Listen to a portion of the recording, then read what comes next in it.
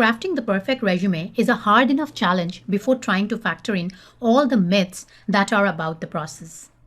However, some of those common myths, including your resume can't be more than one pages or it's okay to have some white lies on your resume, hold very little water among companies looking to hire employees.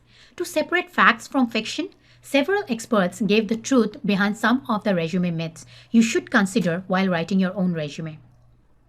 Grade point average is a top consideration. This is an absolute myth.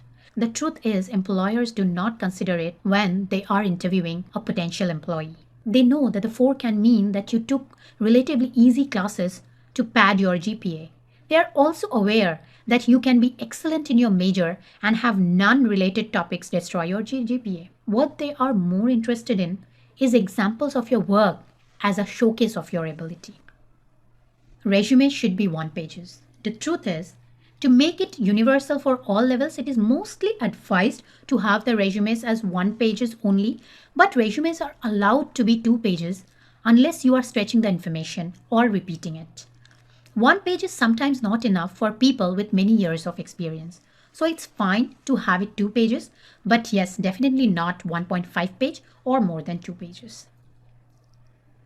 Achievements should be highlighted in a separate section. By separating accomplishments from the experience, recruiters are more likely to overlook this section. Instead, showcase them by bulleting them in the relevant sections.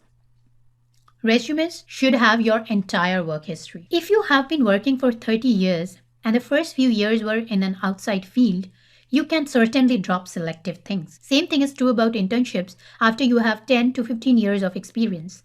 Unless those internships or prior employers or your work are awesome examples of what you are capable of, or the employer's name itself may garner some interest. Your resume should be general to increase your chances of getting a job. The truth is, highly customized and targeted resumes are the only ones that are successful in securing interviews that can lead to job offers. Instead of marketing a general resume, you should take the time to do extensive research to understand the required skills, expertise, experience, and qualifications for the target job. This information can be used as a guideline for tailoring resumes and other marketing materials for yourself. Paper resumes are enough. In today's world scenario, LinkedIn is changing hiring. In another few years, employers will not be able to hire without it, and the LinkedIn profile is replacing the need for a resume. It is very, very important to have a good LinkedIn profile. Nowadays, most of the big companies and most of the good companies go to visit your LinkedIn page to see your LinkedIn profile, to see the recommendations. So it is advisable and it is very beneficial for you if you have a LinkedIn profile running. It is an important thing. It's a myth not to include social media information. The truth is, most recruiters are now visiting your publicly accessible social media pages anyway. It is a good practice to include them in your contact information on your resume. Specifically, you should include a link to your LinkedIn profile.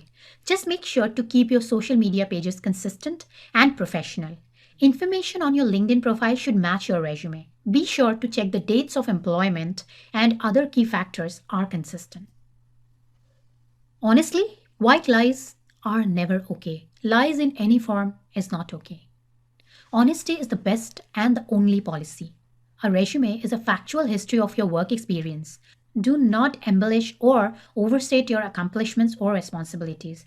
Employers value integrity, and you demonstrate that by being honest and forthright in all your interactions, starting with your resume. Many companies will use outside firms to perform verifications with prior employers and schools. The truth is, resumes should not be posted in PDF format. PDFs can sometimes prevent keyword searching software on job boards or applicant tracking system from picking up critical information that allows you to be found or captured. A good resume will not get you a job. A good resume will get you an interview. Once you are in front of the hiring manager, you will need to sell yourself even better than the resume sold you to gain the final phone call. The resume is the first step in the very involved job search process. And by doing it right, you are increasing your chances of getting as many interview calls as you want to. And this in return increases your chances of getting your dream jobs by many, many fold. Don't sweat the small stuff on your resume. A few grammatical errors or typos are expected. Many think so. This is a huge myth. The truth is, sweat the small stuffs because it shows that you pay attention to detail and are serious and very professional. Otherwise, you come across as careless, and most employers don't want to hire careless people. We have a tendency to think, who will notice the small grammatical error or a typo? For my years of training experience, I can assure you that these small stuffs are being noticed. And these are the things that are the biggest turnoff for an employer, no matter how good your resume format looks like. So pay attention to these small stuffs as well. It is important.